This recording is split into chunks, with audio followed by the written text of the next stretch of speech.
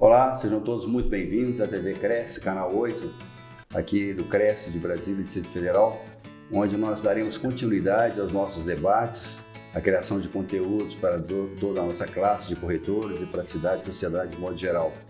Hoje estaremos iniciando um novo quadro, um novo tema da TV Cresce, chamado Direitos e Obrigações dos Corretores de Imóveis.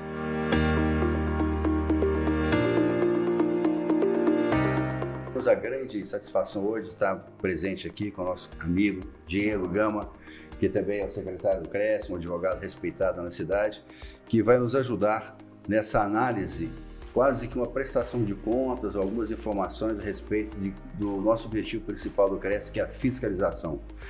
Nós percebemos alguns acontecimentos que com frequência nós estamos detectando no mercado e gostaríamos de comentar isso com mais assertividade para toda a sociedade. Agradeço muito pela sua presença. Seja muito bem-vindo, Diego. Pacha, muito obrigado. Primeiro, quero enaltecer essa iniciativa de levar conteúdo, densidade de conteúdo, formação através de um canal maravilhoso que tem alcançado diretamente a sociedade, o corretor de imóveis.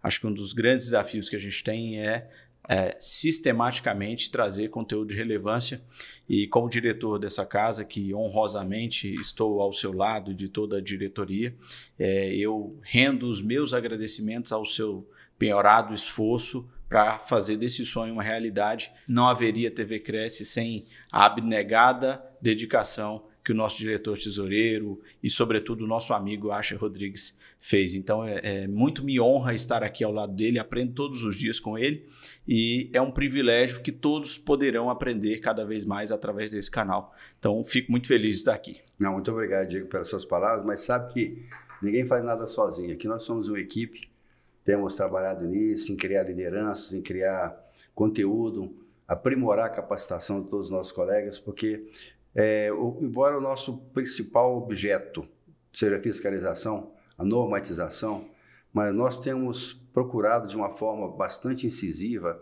a melhoria da qualificação profissional. Ô Diego, então vamos lá dentro do nosso foco de hoje, que nós estamos pensando entre direitos e obrigações. Primeiro vamos pela palavra-chave, o direito.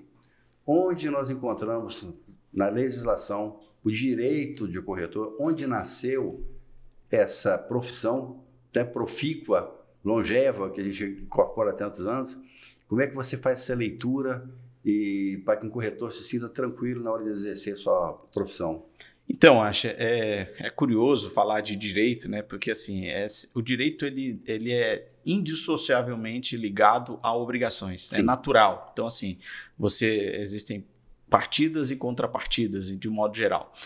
Até a formação dos Estados Nacionais do Brasil. Por exemplo, a gente tem o Brasil, Estado Democrático de Direito. As pessoas às vezes lembram só do democrático, mas aí o direito pressupõe uma série de outras obrigações que você deve cumprir. Então, o primeiro passo, o primeiro direito do próprio corretor é a existência profissional, é a emancipação, o reconhecimento social de que você exerce uma profissão regulamentada. Então, o nascedor de qualquer direito de um corretor de imóveis é a livre possibilidade de exercer e obter seus ganhos com base legal, sem interrupções, sem deméritos sociais. Então, muitas profissões são exercidas sem qualquer regulamentação de índole civil. Então, eu costumo dizer que a nossa profissão ela tem o respaldo na própria Constituição, porque nós transacionamos e lidamos com o bem da vida das pessoas. E o direito à moradia, enfim, ele é um direito fundamental que está no artigo 5º. Então, o objeto de transação orbita por um direito fundamental. Então, o direito ao exercício profissional regulamentado advém da própria Constituição. Hoje, a lei fixada é a Lei 6.530. Então, o primeiro direito é de existir. Ou seja, a existência do corretor está umbilicalmente ligada à existência dos conselhos profissionais e da própria lei que regulamenta. Então, esse é o primeiro direito de exercer legalmente sem que ninguém possa impedi-lo uma profissão. Esse é o primeiro direito. De outros tantos, você tem a proteção dúplice da sociedade e é você, porque o conselho, a um só tempo, ele protege a sociedade e protege o profissional que procura andar segundo as normas. Então, o primeiro direito é exercer livremente uma profissão com a regulamentação e com balizas claras, preservando a sociedade e o próprio mercado em que o corretor está inserido. Pois é, então essas exigências básicas para um corretor começar a exercer a sua profissão, nós tínhamos até um tempo atrás, que era o reconhecimento da atividade profissional, independente de qualquer formação. Não me lembro qual ano, certo? Depois passou a ter um curso técnico de transação imobiliária, que é uma exigência mínima para se ingressar. Hoje nós já temos cursos superiores, né? Já melhora muito. Nós temos percebido também o ingresso como segunda profissão, às vezes até a inversão da profissão, para pessoas que têm outras graduações. Médicos, advogados, engenheiros que vêm para a profissão de corretor de imóveis. Então, é importante que ele entenda, para eu exercer a minha profissão, primeiro, eu tenho que ter dois pontos que são exigências básicas. Primeiro, uma formação de escola e uma outra é a inscrição no conselho. Sem isso... Não tem, porque assim, a gente parte para uma anarquia caso você não tenha um mínimo de regramentos. Eu acho que muita gente pode acreditar que haja uma autorregulação do mercado, mas nesse mercado não.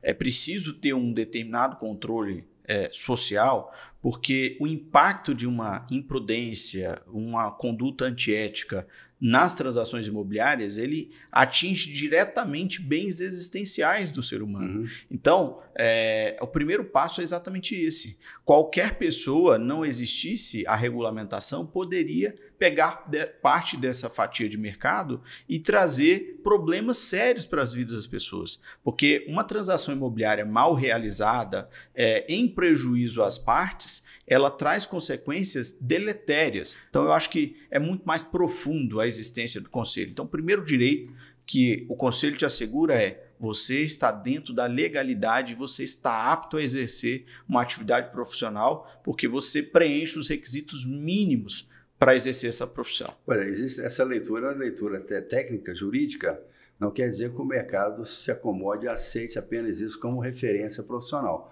Claro que isso é uma porta de entrada, digamos assim, não é isso? E com o passar do tempo, a qualificação, o conhecimento de direitos de família, de direitos imobiliários, de construção civil, é que vai realmente criando essa personalidade profissional para o corretor. Isso é o tempo, é o esforço individual de cada um. E nós nos preocupamos muito com isso, porque o Conselho tem desse foco da fiscalização, nós descobrimos que há alguns assuntos que são recorrentes, ou seja, ano a ano, algumas infrações persistem no mercado, embora a gente trabalhe bastante. E para ter uma ideia, assim, que para quem está nos assistindo aqui, vou passar apenas algumas informações, porque às vezes o pessoal, o Cresce trabalha, não trabalha, essa fiscalização funciona, não funciona, o que eles fazem? Então, vamos passar aqui um dado estatístico só para vocês terem uma ideia do ano de 2022. Nós tivemos autos de constatações, 5.791 autos, significa 482 ao mês. Nós tivemos autos de notificações, 3.631, ou seja, 302 ao mês. Nós tivemos autos de infração ainda, depois de algumas denúncias respondidas, algumas enviadas ao Ministério Público, nós vamos detalhar futuramente. E só para também as pessoas terem uma ideia de números, de valores, alguma coisa assim, as nossas análises, nós trabalhamos com centro de custo hoje. O que significa isso? O nosso foco principal é a fiscalização. A maioria das despesas tem que convergirem para esse objetivo maior, que legalmente nós estamos trabalhando em torno de 65% do nosso custo total em cima da fiscalização. Nós temos um estudo que diz que cada processo de julgamento nos custa R$ 2.400, fora as despesas paralelas. O que significa isso? Para a quantidade de 401 processos que nós tivemos esse ano, nós estamos trabalhando com R$ 1 milhão só dentro desse item de fiscalização. É uma coisa um pouco pesada, né? E você imagina que, assim, às vezes as pessoas não conhecem a rotina do conselho, nós temos esse privilégio e esse ônus também, né? Assim, essa preocupação. E nós atingimos um grau de sofisticação de gestão hoje que a gente tem desenhado muito claro esse centro de custo e estabelece metas muito claras de reverter isso para o esforço fiscalizatório e dentro do esforço fiscalizatório. Esse é um valor direto com atividade processual e fiscalizatória, mas aí você tem os valores indiretos, né, que decorrem disso, né, horas e, enfim, indiretas, que chega a 65%. Aqui a gente tem muito mapeado isso e, mais uma vez, aí múltipla aptidão aqui do nosso diretor tesoureiro que conseguiu deixar isso muito claro e trazer muitas amarras orçamentárias para que não saiamos desse objetivo final, que é exatamente esse, entregar para a sociedade. Então alguém aí, algum corretor pode dizer, mas o que faz o Cresce? Olha, você está falando, então nós estamos falando de 401 processos, nós temos aqui coisa de 30 e poucos funcionários, um pouco, menor do que uma vara judicial. Isso significa em números, a atividade de julgar esses números de constatação é muito maior do que muitas repartições públicas, muitas. É maior do que muitas varas judiciais aí. Então, a gente tem uma complexidade de atuação muito grande. E nossa gestão tem procurado cada vez mais trazer para o centro de custo, que é esse 65%. Então, a gente fala isso com muito orgulho, embora seja apenas o nosso dever. E a gente perseguiu fazer com qualificação o nosso dever. Isso é o mínimo que se propõe, né? O plus está nesses debates que nós temos, está nessa estrutura de ensinamento, nos aconselhamentos, nas representações que nós temos políticas, sociais, nos trabalhos fora. Você imagina, então a gente ainda sobra, vocês imaginam, dentro de um escopo de orçamentário desse que é apertado, a gente tem um grau substancial de pagamentos irregulares e etc. Então, um orçamento variável, uma despesa fixa, a gente faz milagre e, por exemplo, consegue introduzir um estúdio dessa qualidade, com essa magnitude, consegue fazer uma Unicresce de alto nível, que a gente está revolucionando aí, em breve teremos novidades, consegue, enfim, entregar à sociedade o plus, que não só o básico, mas a gente faz o básico muito bem feito, graças a Deus e graças a um trabalho laborioso aqui. Nós vamos ter nos próximos debates aqui, entre as palavras dos direitos e obrigações, nós vamos detalhar mais sobre o projeto nosso de Corretor Mais, Perfeito. A quantidade de convênios que nós estamos fechando, os descontos, os benefícios que os corretores estão recebendo no mercado. Seria muito interessante que todo corretor entrasse no site do Cresce, fosse ver essa parte dentro do site que mostra sobre os convênios, porque lá tem muitas novidades, o custo é bastante reduzido e, na realidade, ele nasceu como uma ideia de anuidade zero, você se lembra? Sim. A ideia foi criar algum retorno às corretoras de modo que a anuidade dele fosse zero, se ele tivesse algum retorno. Só que hoje esse valor é muito maior. Muito bem, Diego. Vamos então, Diego, entrar dentro desse foco nosso aqui. Já falamos alguma coisa de direito, vamos falar de algumas obrigações. Sim. E de algumas atuações que são frequentes. E para a gente explicar para quem está assistindo, onde está o embasamento jurídico disso, qual a base de poder ser transformado num crime, de haver um julgamento, de haver uma abertura de um inquérito, até onde isso pode ser levado. Paralelamente a isso, fora apenas das nossas resoluções, existem algumas leis que regem também essa matéria, que devem ser trabalhadas em conjunto, que às vezes um processo inicia aqui, mas ele extrapola a necessidade. Ou às vezes ele nasce fora também, por um crime feito no mercado, e acaba caindo aqui num processo ético disciplinar. Vamos comentar sobre alguma coisa, sobre essa tabela que nós temos aí? Perfeito, perfeito. Então, a gente primeiro tem que ter em mente que o Cresce, sobretudo, é um tribunal ético também. Então, a gente vai... nós somos o guardião da salubridade ética da profissão de corretor de imóveis. E isso garante a própria existência da profissão. Eu sempre digo que com credibilidade você faz qualquer negócio.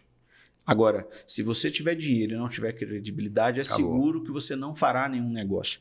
Então, quando nós trabalhamos para salvaguardar esse ambiente ético, é para aumentar a respeitabilidade dessa profissão. De modo que ninguém tenha dúvidas de que contratar um corretor de imóveis é bom, é benéfico para a sociedade. Então, ao fazer essa tutela ética do ambiente, do ecossistema ético, nós garantimos ao corretor a respeitabilidade. Quando ele bater à porta de um cliente, ele fala, não, poxa, é importante ter um corretor como parceiro. Então, esse é um exercício diário, de policiamento diário, para que a gente gente, enfim, nos irmane de maneira geral para salvaguardar a existência da profissão. Compor corporações é sempre muito complexo, porque quando você tornou-se corretor de imóveis, Asher, você não mais será apenas o Asher. É o corretor Asher. Eu, há 15 anos, você um pouquinho mais, tornei-me o corretor Diego. Muitos dos clientes colocam lá no telefone, salvam no telefone o corretor Diego. Então, qualquer ato de imprudência, imperícia, dolo, negligência praticado por um corretor sai nos noticiários o corretor primeiro. E vai se respingar na classe inteira. A nossa preocupação é justamente garantir que tenhamos notícias positivas do corretor, que o corretor levou prosperidade, que o corretor levou honestidade, que o corretor melhorou a vida das pessoas, transformou a vida das pessoas. Então, o nosso trabalho aqui, e aí falando de direitos, antes de entrar nas obrigações, até mesmo cumprindo o dever de fiscalizar, a gente está assegurando um direito de respeitabilidade. Então, o nosso papel é garantir um ecossistema de negócios transparente, ético, probo e próspero sobretudo. Porque o trabalho do Cresce e o trabalho do corretor, eles andam juntos. A sociedade precisa do trabalho do corretor. Então, a gente tem aqui, por exemplo, algumas infrações recorrentes, a gente vai perpassar por algumas delas, e a gente começa, por exemplo, com uma coisa simples, parece bobo, que é anunciar capciosamente. Está previsto no artigo 6º, inciso 17º do Código de Ética, que é a Resolução 326 de 92, por que isso é ruim para o corretor? Porque você precisa entregar a verdade. Não adianta eu vender ilusões, vender para o cliente aquilo que não é. Quão desagradável é você ver um anúncio e a realidade ser totalmente diferente. Vou dar alguns exemplos. O corretor que vende a ideia de parcelado, de facilitado, ou, por exemplo, é capcioso você tirar fotos de um imóvel mobiliado, bonitinho, e depois você vai lá e o imóvel não é exatamente aquilo. Inclusive, nós discutimos esses dias sobre, nesses debates nossos aqui com fotógrafos, aquela lente chamada olho de peixe, né? Que coloca os ângulos redondos, amplia. E há um grande perigo quando se fotografa banheiras, principalmente, que são áreas menores, ou cria aquela ilusão. Isso é complicado. Por outro lado, há também a foto mal tirada, que não dá a qualidade que o imóvel precisa. Então, a gente tem debatido muito sobre essas qualificações profissionais, sobre mídias pagas, tráfegos, a melhoria de capacitação, saber diferenciar a sua mídia pessoal da sua mídia profissional, como é que funciona isso, até onde você pode dar palpite em algum assunto ou não, né?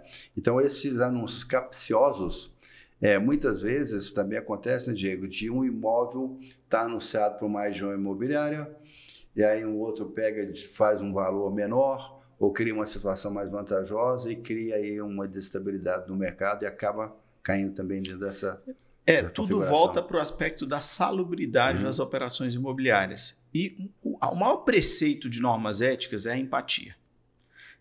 Ou seja, coloque-se na posição de quem vai receber aquilo. Isso é um preceito bíblico para quem tem crença e é assim, pense no outro como se fosse você. Sim. Então, você gostaria de ter uma informação inconsistente, duvidosa? Porque a gente tem um enorme desafio. A gente quer anunciar da melhor forma possível, a gente quer entregar, quer vender, né? Isso é um desafio, porque a gente vive essencialmente da venda.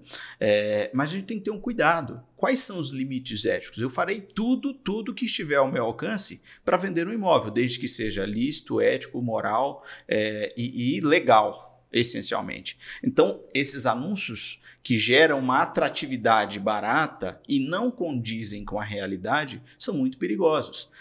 E você, corretor, que eventualmente se valha dessa capciosidade para atrair cliente, você está pondo em risco a sua credibilidade. E aí, às vezes, você faz aquele negócio, mas não fará outro.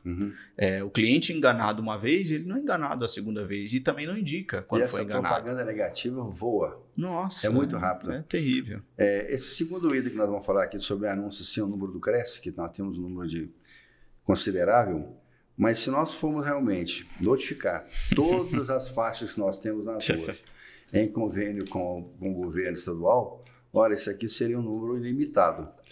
Qual o grande risco que nós temos aqui? Você vê um anúncio na rua, com a faixa que não tem o nome do CRES. Você não sabe se ele tem um infrator, contraventor, se é o proprietário, se é o próprio corretor mesmo que está fazendo isso.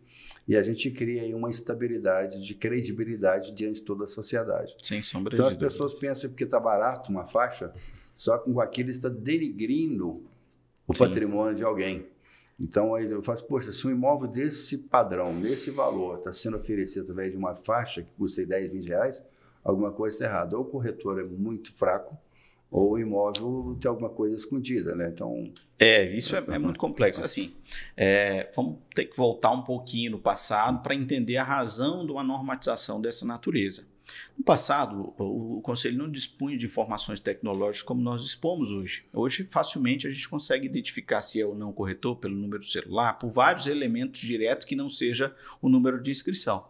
Mas antes, essencialmente, era o número de inscrição. Uhum. Então, tinha um lugar e uma relevância muito profunda essa declinação do número de inscrição para logo identificar. Olha, aqui é alguém que está autorizado e habilitado a vender, é um profissional. E eu consigo facilmente identificar. E existe uma obrigação do corretor que é colaborar ativamente com a atividade fiscalizatória. E ao colocar esse número, você está colaborando, porque eu vou focar naqueles que não são inscritos. Uhum. Outro aspecto dessa disposição ética é que você demonstra para a sociedade a própria existência da entidade, o próprio dever de salvaguardar isso, porque você está valorizando sua profissão. Você orgulhosamente diz, olha, eu sou corretor de imóveis. Isso facilita e colabora com a atividade fiscalizatória. Evidentemente que esse não é o nosso principal foco. Apenas na hipótese de uma recalcitrância, ou seja, o corretor foi notificado diversas vezes e se abstém. Às vezes coloca um outdoor e se esquece de colocar ali o CRES, enfim, isso prejudica até a imagem profissional, gera confusão para a sociedade, se aquele imóvel está sendo vendido ou não para o corretor de imóveis. A praça imobiliária hoje mudou sobremaneira, ela acontece sobretudo no mundo virtual, né? Ou seja, então esse aspecto vai ficando cada vez mais diminuto, entretanto tem sua razão de ser e há uma certa recorrência e às vezes o corretor ele se nega a colocar um número de inscrição para escamotear outros aspectos. Uhum. Por exemplo, colocar faixas diretamente, não existe uma infração ética disciplinar direta aqui nas nossas normas, que a pôr uma faixa na via pública seria, em tese, uma infração direta. Pode-se ter uma interpretação ou outra que seria, mas em tese não tem uma conduta típica que se amolda perfeitamente a isso. Mas o corretor ele se exime de colocar porque ele não quer ser identificado não pelo CRES, e sim pela AGFIS. E aí ele poderia ser, eventualmente, responsabilizado pela poluição visual e etc. Poluição do meio ambiente também, porque isso vocês não têm noção do custo operacional que é a remoção desses materiais que, assim, enfim, já diversos administradores regionais vieram aqui queixar-se de um volume absurdo de faixas que eles precisavam dar destino. E esse material, enfim, vai poluir, vai ser acumulado. Então, a gente tem que ter uma certa respeitabilidade. Você tem que pensar bem ao associar seu nome a determinadas condutas. Eu quero abrir um parênteses aí, é o seguinte. O CRES não age de ofício sobre as faixas. De maneira alguma. Se ele for notificado pelo governo para que a gente ajude a identificar o infrator, nós seremos obrigados a cumprir isso. Então, não é que, olha, tem esse telefone, esse anúncio. Quem é o de um corretor, não é. Então, nesse caso, nós seremos obrigados a participar disso. Sem sombra de dúvidas. Contra a vontade, não é isso? Muito bem. Outro detalhe, você falou sobre anúncio, esse ano do CRES também, e às vezes até confunde entre o CRES jurídico com uma pessoa física, né? Às vezes, na própria, acontece, às vezes, uma imobiliária está vendendo um imóvel, vários corretores tomam a dianteira de colocar algumas faixas nos finais de semana, tem alguns locais de Brasília que já são bem conhecidos isso, e aí cria até um tumulto ali, porque acontece às vezes aquele anúncio está dizendo que é do mesmo imóvel, e aí o cliente já visitou com um e acaba dando um processo disciplinar aqui dentro que a gente tenta evitar também. E a banalização, né? Para a sociedade, você está passando o recado que você vende a qualquer custo. Uhum. Ou seja, você está preocupado com o resultado e não com o processo e com as pessoas. Isso é preocupante, é a sua imagem que está sendo associada ali, né? E aí o outro item aqui que a gente coloca é anunciar sem autorização, por exemplo. Isso é muito recorrente. Um dos mais preocupantes. Eu já vi corretores, e aí com todo respeito aos colegas, que anunciam imóvel sem nunca ter visto o imóvel, sem nunca ter ido ao imóvel. A gente vende a partir do momento em que a gente constrói autoridade de argumento sobre aquele objeto. Então, a melhor venda é aquela de depoimento. Falar, eu vivi essa experiência, eu passei por isso. Por isso, eu sempre incentivo os corretores. Olha, comprem um imóvel, aluguem um imóvel, participe de uma operação, sinta as dores do cliente, procure vender imóveis que você tem uma afinidade, uma identidade, uma relação identitária. É desejável que você seja autoridade de determinada região, seja um ultra especialista, porque você vai ter autoridade de fala. Como é que eu vou ter autoridade de fala para a venda de um imóvel que eu nunca fui lá, nunca estou autorizado, e aí não tem jeito. Eu sempre digo, olha, as pessoas me perguntam sobre segurança da operação imobiliária. A primeira pergunta é, o proprietário sabe que está à venda? O proprietário concorda com os valores postos a mercado? Ou seja, a primeira manifestação de um contrato é a vontade. Você precisa explicitar a vontade. O imóvel pode ser sem nenhuma penhora, regularmente, o proprietário está com todas as certidões em dia. Se ele não quiser vender, essa operação não é segura. A gente vende serviço. E o primeiro serviço é fazer elo entre pessoas, entre vontades. A gente faz a junção de vontades daquele que quer comprar e daquele que quer vender. Então, a curadoria inicial que a gente faz é da vontade. E se eu não tenho autorização daquele que vende e não tenho autorização de propor em nome daquele que propõe, bom, eu já ruí o pilar fundamental da minha profissão, da minha atividade. Tendo desse debate nosso aqui, tem uma entrevista que o entrevistado diz o seguinte, falou assim, sobre a autoridade que você tem profissional. Ele dá o exemplo que ele está na fila de um clube, tem um amigo dele de muitos anos, e tem um outro rapaz próximo que é um dermatologista. E ele pergunta para o amigo, o que eu posso usar de creme aqui para o sol? E o amigo dele dá um exemplo. E o dermatologista fala, não, você tem que usar tal e tal. Então, em qual você iria acreditar? No seu amigo, porque tem afinidade, ou no especialista? Então, você tem que acreditar em quem tem autoridade naquilo para te falar. Então, se um corretor demonstra autoridade, conhecimento de mercado, de direitos, de como elaborar um contrato, fazer uma coisa bem feita, ele vai ser uma autoridade naquilo. Outra coisa também é escolher uma região para que você seja autoridade. Ninguém sabe de tudo, não existe isso mais. Então você tem que se especializar numa área, num segmento. Aqui, quando perguntar, ele é autoridade, ele conhece aquilo ali, ele sabe, fala com um cátedra sobre aquilo. Isso é importante, bastante importante. Voltando agora então sobre o nosso debate aqui, nós falamos sobre anúncio. Agora aí vem exercer as atividades com débitos junto ao conselho. O corretor, às vezes, nós fomos proibidos de usar a palavra aptidão, não é isso? Ele está inapto para a profissão porque está com débito nas suas anuidades. Ou seja, o corretor, a partir do momento que ele tem a sua diplomação, o seu juramento, ele passa a ter essa profissão independente de ter débitos ou não. Só que ele não está autorizado a entrar no mercado, porque está um débito que está entrando em contradição ao que prevê a Lei 6.530. Então é importante que ele entenda isso. Nós debatemos muito o fato de que os corretores têm pouco conhecimento da nossa legislação. A gente tem esse livro maior, mais detalhado, tem ele resumido. Em todas as sessões de juramento, nós entregamos um para cada corretor e pedimos que ela faça dele quase que uma Bíblia, leia, entenda, porque depois, acontecendo algum fato, você nunca poderá declarar-se que está agindo por ignorância disso aí. Sim. Não existe isso. E sobre anuidades, assim, por exemplo, eu pago muito mais pelo AB, né? E eu vou fazer um pequeno parênteses aqui. Não desconheço as razões de quem eventualmente possa fazer algum queixume sobre anuidade, mas vocês viram aqui no início da nossa conversa que somente os atos diretos de fiscalização no ano gerou ali coisa de R$1 milhão de despesas diretas e que isso representa no nosso centro de custos 65% de outros custos indiretos que vão somando a esses.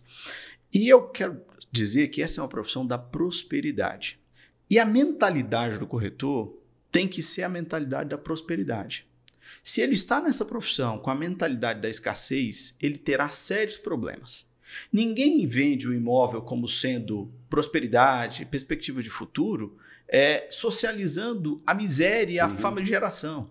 Ou seja, há muito se tem tratado por diversas pessoas o corretor de imóveis como se um coitado fosse, e não é verdade. O corretor é um agente, um fomentador da prosperidade. Esse tipo de narrativa, com todo respeito aos colegas, e eu não sou insensível às dores, porque existe uma sazonalidade na profissão, é como se alguém reclamasse de sede navegando pelo rio Amazonas. O corretor que reclama da anuidade, das dificuldades, das agruras, ele está reclamando de sede passeando num rio continental, um rio com dimensões oceânicas à disposição. O conjunto imobiliário, que a gente diz, os ativos do real estate, eles são os ativos mais abundantes do mundo. Toda a riqueza do mundo está ancorada nisso e é dentro desse ecossistema que o corretor está. Então, com todo o carinho, com toda a empatia do mundo, se há dificuldades para honrar esse compromisso, quanto mais haverá para exercer regularmente essa atividade, porque o custo hoje que a sociedade exige para o corretor é imenso. A gente está falando aqui fotografia, vídeo profissional, tráfego pago e etc.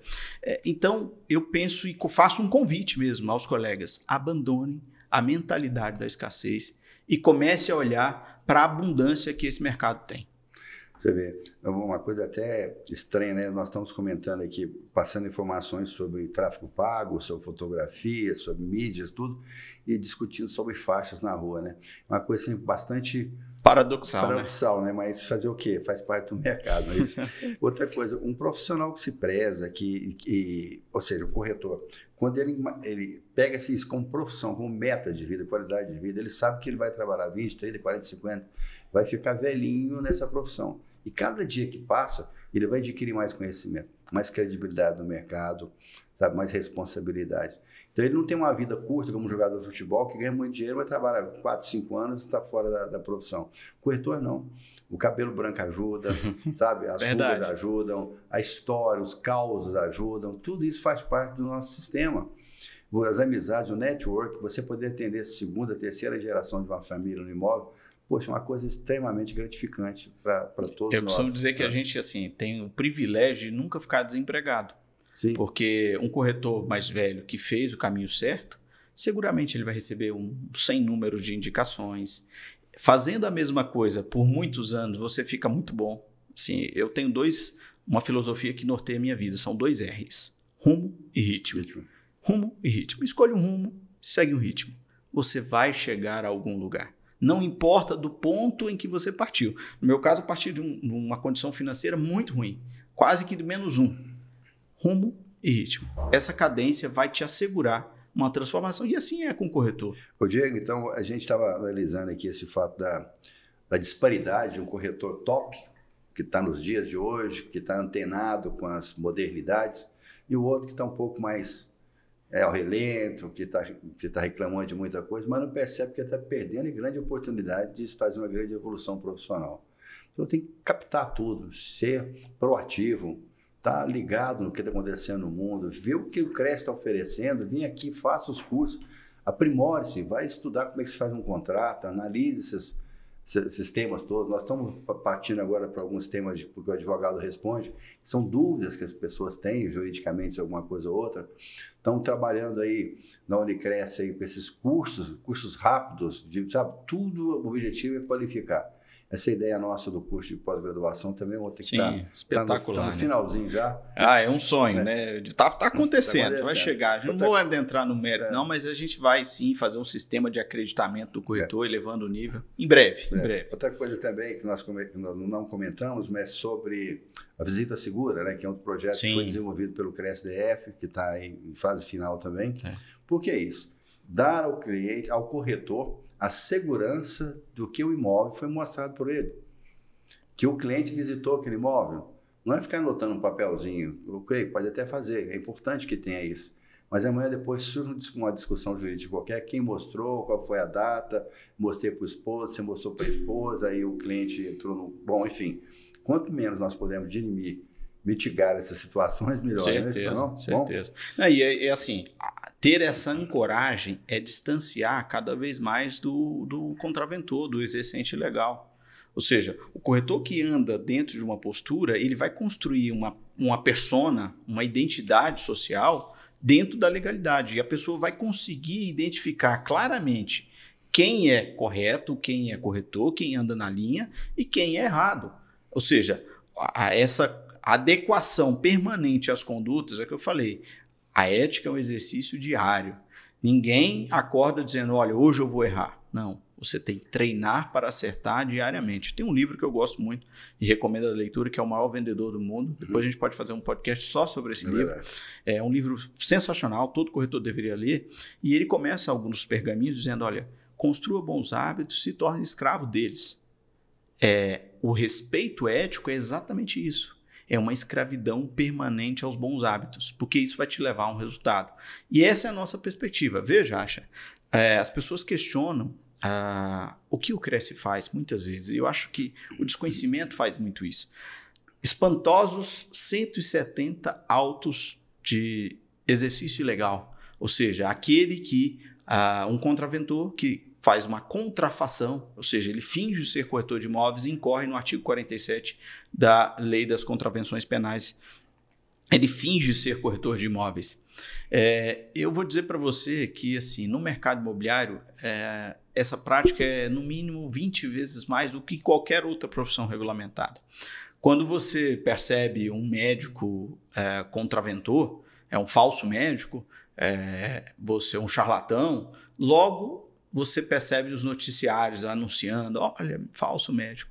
Se a gente fosse noticiar na mídia todo falso corretor que tenta enganar as pessoas, não faltaria espaço na grande mídia, porque isso é um trabalho diário, quase que lavar-louça, incansável. Então, algumas pessoas perguntam, porque assim, as dimensões são infinitamente maiores. Eu faço um desafio, eu sou advogado, componho estruturas lá no AB, componho a Comissão de Direito Imobiliário, posso lhe assegurar, o número de processos ético-disciplinares que nós tramitamos aqui, ele é no mínimo 3, 4, 5 vezes no geral. E quando se diz respeito ao exercício legal, para a OAB é no mínimo 100 vezes mais. No mínimo 100 vezes mais. É uma coisa que chato, mas se um corretor tiver o desprazer de presenciar um julgamento aqui no Cresce, ele vai tomar mais cuidado. É realmente muito desagradável. E entre as novidades que nós temos aí, nós estamos querendo agora uma junta aí, né, de conciliação. A Jucom, né, para poder minimizar um pouco também esses julgamentos. Muito bem. Outro índice aqui bem alto aqui, facilitar o exercício legal de pessoa jurídica.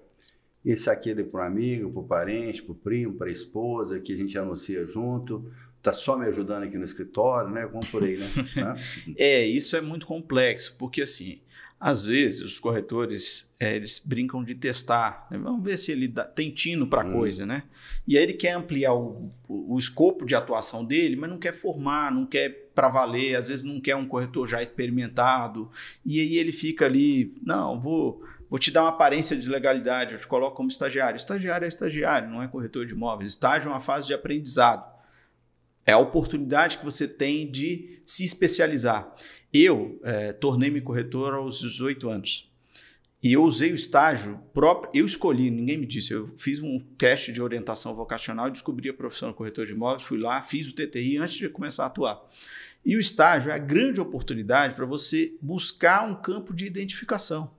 Então, se estagiário fosse, eu faria um rodízio em imobiliários, uma imobiliária do mercado primário, que comumente se diz lançamento.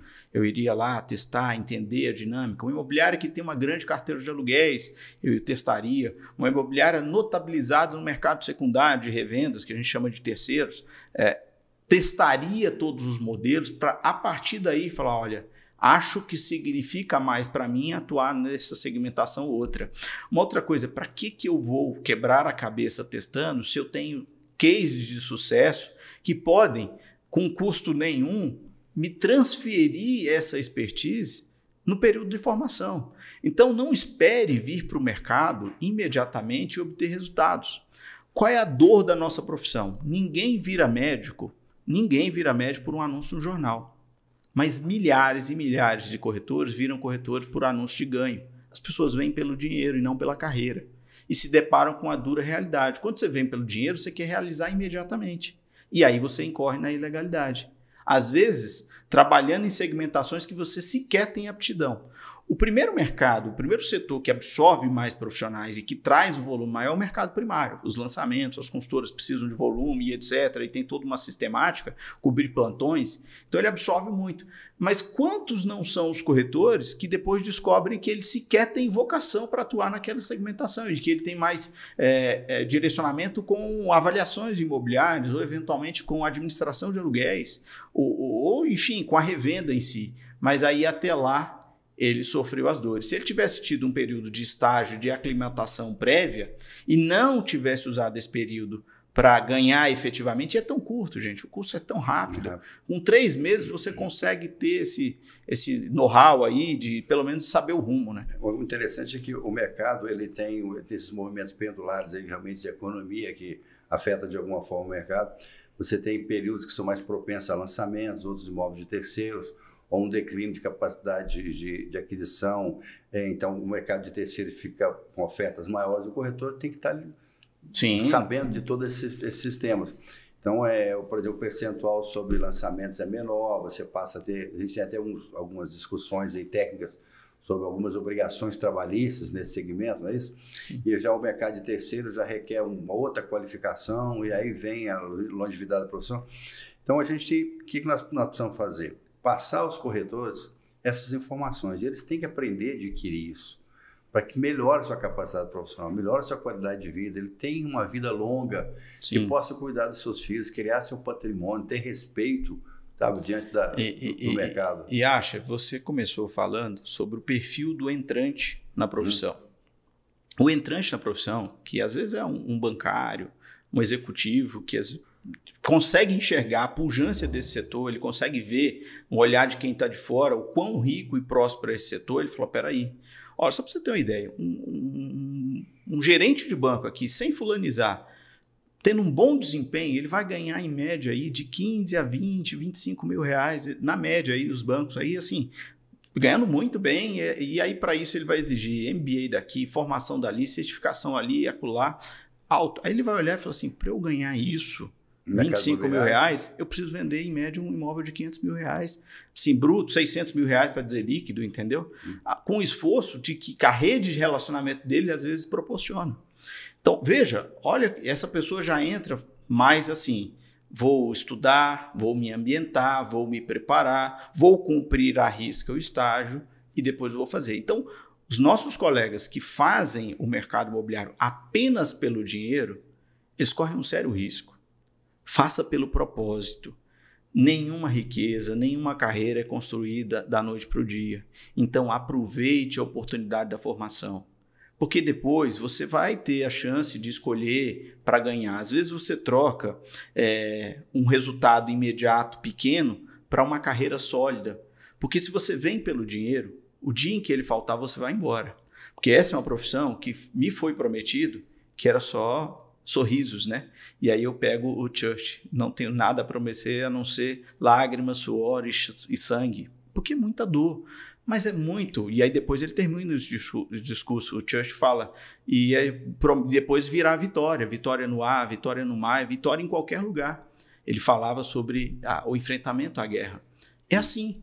A dor, o sofrimento, ele vai acontecer nessa profissão, mas a vitória vem. Quantos não são os pais de família que formaram filhos, se engrandeceram? Agora, não foi da noite para o dia. Eu trabalho com a minha área de economia, às vezes com análise de viabilidade mercadológica. E às vezes eu sou contratado para viabilizar um negócio, fazer uma análise de SWOT, alguma coisa. Então, alguns cálculos você faz, por exemplo, digamos que a pessoa vai abrir uma empresa com 500 mil de capital de giro e vai gastar sei lá, 1 a 2 anos para ter esse retorno, e vai vender 300 mil por mês para ter um retorno de 20%. Você faz uns cálculos completos, no final da história, ele investiu tempo, aluguel, pessoal, giro, tudo, para ter menos do que um corretor ganharia na venda de um imóvel médio de 500 mil reais por mês. Doido. Você trabalha com 100% de capital de terceiros. Sim. O seu investimento é pessoal. Difícil ver. A estrutura de uma imobiliária física não é tão desse jeito. sabe, não é tão grande, tão alta, né? Como se fosse uma empresa, você tem lá geladeiras, mesas, garçons, treinamento, eletricidade, freezers, você tem um outro tipo de custo. Então, o corretor inteligente é esse que sabe puxar do mercado essas informações, entende que está trabalhando com terceiros, que ele vai qualificar, sair o preço dele de investimento pessoal, não é gasto, é investimento profissional dele. Sim. Estude, meu amigo. Vai ver como é que funciona o mercado, escute as nossas palestras, converse com arquitetos, e entenda para onde a cidade está crescendo, qual a distância média, o que o impacto da Covid fez no mercado, qual a tendência dos próximos meses, imóveis pequenos, médios ou grandes, em que região que isso vai trabalhar, poder orientar o seu cliente aonde investir melhor, qual a taxa de retorno, você precisa de investimento a curto, a médio ou longo prazo, o que você precisa, quer investir para tirar o dinheiro daqui 10 anos, tudo isso faz parte de uma análise mercadológica. Sem sombra de dúvida. E aí você olha assim, eu há muito tenho a plena convicção de que a melhor coisa é vender serviço. Sim. E eu sempre digo isso na entrega de credenciais a novos corretores e todo momento que posso falar tire da mente que você vende imóvel. Corretor de imóveis não vende imóvel, a não ser que esse imóvel pertença a ele. Corretor de imóveis vende serviço. E ao vender serviço, você vende a si mesmo. O corretor de imóveis vende sonho. Me perdoe, quem vende sonho é o padeiro. Você vende serviço e a si mesmo. E por que você, então, tem que ter uma preocupação muito forte com a ética? Porque a pessoa tem que te associar com a ética. Então, ele te compra melhor porque você é ético. Primeira coisa, as pessoas buscam numa transação segurança. Se eu demonstro claramente para a pessoa de que eu tenho um compromisso forte com a ética, já é um primeiro passo. Quando você fala da questão dos custos operacionais, essa é uma profissão extremamente democrática. Algumas pessoas falam, mas algumas profissões de custo superior, de nível superior, né? O advogado tem anuidade, o administrador tem anuidade menor. Assim, um corretor com custo superior ou sem custo superior ganha a mesma coisa numa operação imobiliária. Então, um privilégio de ser muito democrático. Um corretor com 1 ano de atividade, se ele focar, estudar e se dedicar, ele pode ter o mesmo ganho ou mais do corretor com 50 anos de atividade. A pessoa tem que entender que, às vezes, muitos corretores no início da carreira pensam que vão entrar e no primeiro ano vão fazer um negócio da vida. E ao contrário, ele tem que ter uma vida de negócio. Essa frase então, vai comigo pro resto da vida. Pois também adoro essa frase. A pessoa tem que entender, olha, é um negócio hoje, outro amanhã. Grandes negócios até podem acontecer. Claro. Nós temos colegas aqui que são especializados, por exemplo, em locações de imóveis comerciais. Tem um rendimento anual que é uma coisa astronômica, não é isso? Sim. Mas não foi ontem que ele começou. Sem sombra de dúvida. E com investimento baixíssimo. Eu tenho amigos que fazem operações milionárias com home office, no escritório na casa dele. E assim, é o ser democrático. E outra, falando como advogado, por exemplo, presto também serviço, é muito bom. Mas você já imaginou como é que você encerra um escritório de advocacia? Não se erra, porque não depende de você. Você tem outras variáveis, ações que começam, terminam, você sabe quando começa, não sabe quando termina. Você tem uma infinidade. O ciclo operacional de um corretor, ele é curto quando se fala da venda, e na locação você tem uma carteira de recebíveis, que alguém quiser tentar vender carteira de locação, vende na mesma hora. Sim. Então, o corretor de imóveis, como eu disse há pouco, nós navegamos no rio da prosperidade. Se entendermos isso, colhemos esses frutos. Essa é uma profissão extremamente democrática. E aí fica o alerta àqueles que eventualmente estão com a mentalidade, talvez lá atrás. Os entrantes da profissão já enxergaram isso.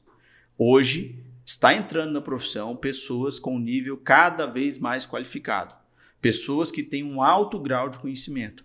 Hoje, você olha, por exemplo, o seu concorrente já não é mais a imobiliária da esquina, é o construtor da XP, é o consultor de investimento, é o especialista, o advogado que é especialista em determinada segmentação patrimonial, ele percebe, poxa, eu posso ampliar.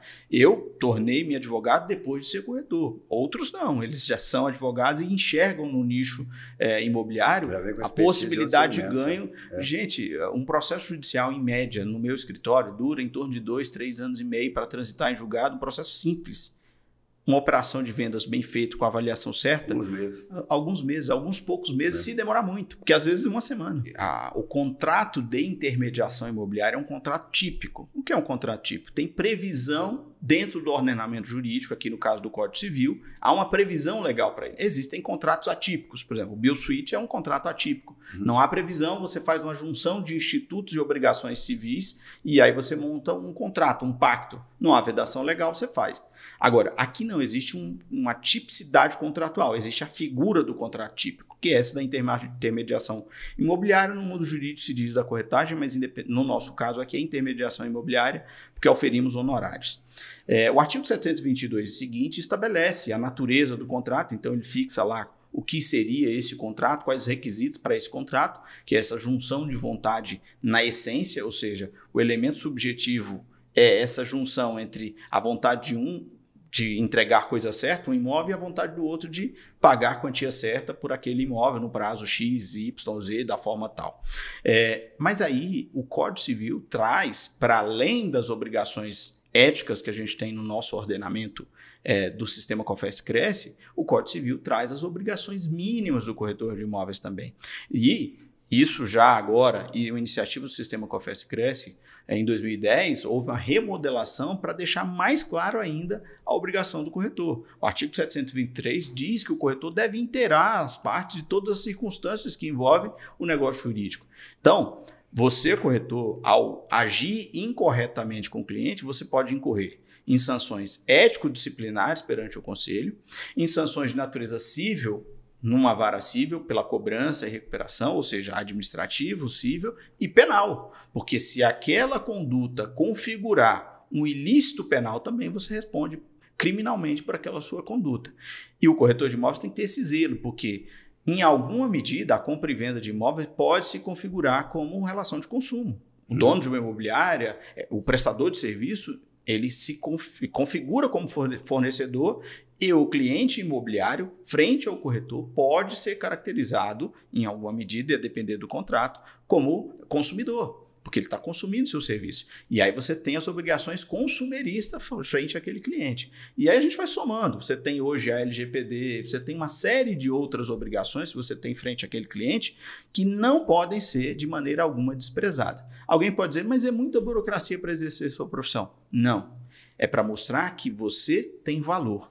Quando você chegar com o cliente e ele questionar por que você cobra 6%, 8% ou o que seja, vai dizer, eu cobro por isso e por isso e por isso, porque eu te entrego segurança. Quanto vale sua segurança?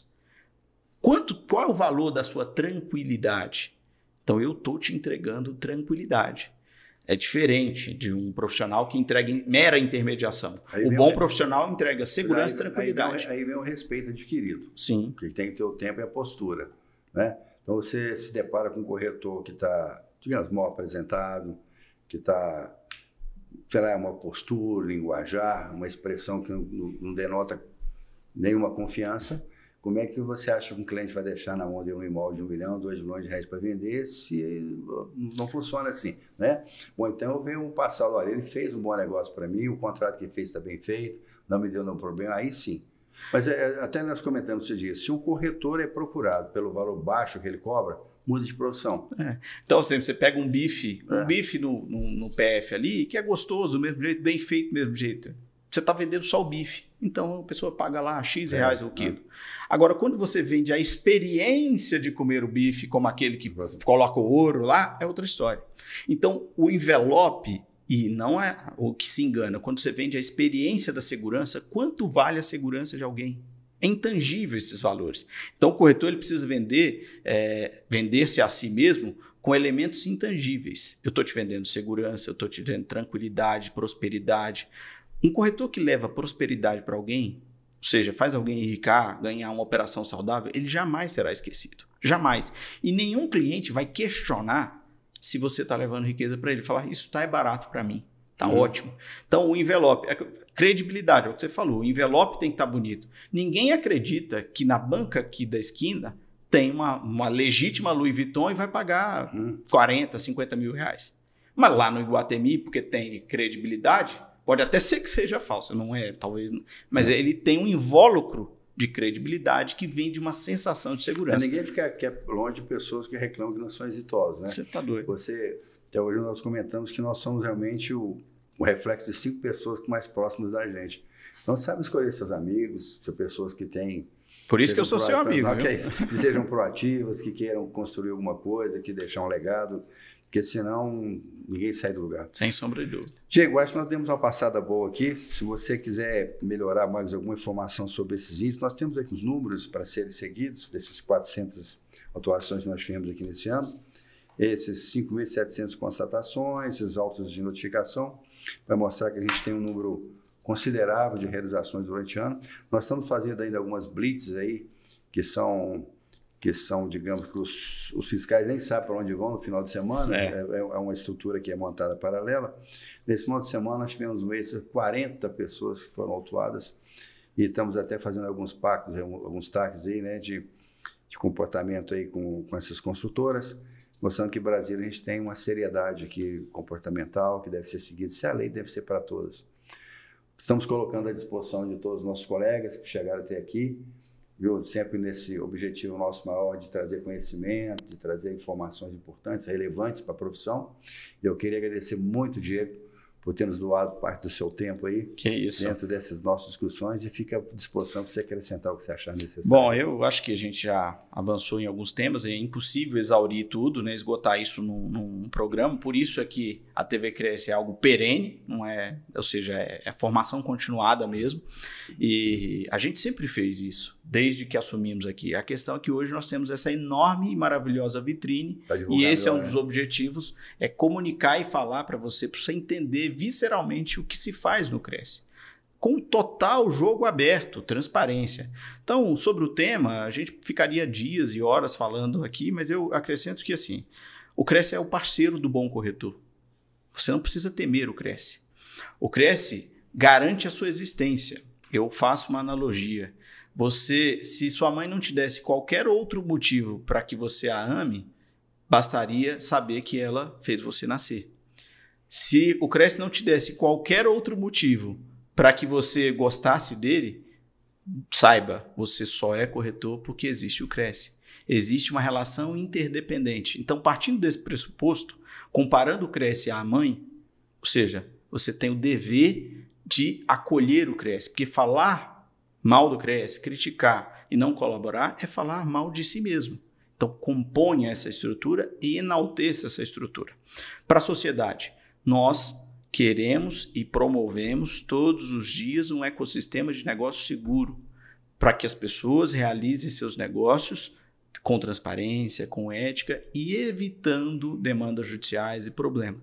E o corretor de imóveis tem em mente, você está em meio a um rio de prosperidade. Não precisa passar sede.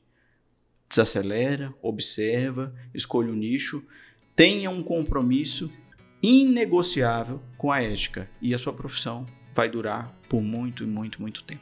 É isso. Inclusive, sobre a nossa ética, temos até o selo Mais Integridade agora para as pessoas jurídicas. Temos outros projetos que estão andando por aí, estão fazendo o nosso estoque, vão fazer o Tem nosso um projeto museu, aí desse senhor aqui que é maravilhoso, Vamos. que é um estímulo muito forte. Nós trabalhamos muito isso na pandemia para fomentar empréstimos a corretores, que é trazer o corretor para a legalidade tributária, para que ele tenha uma capacidade de crédito. Depois a gente pode gravar um programa específico para isso. Entendeu?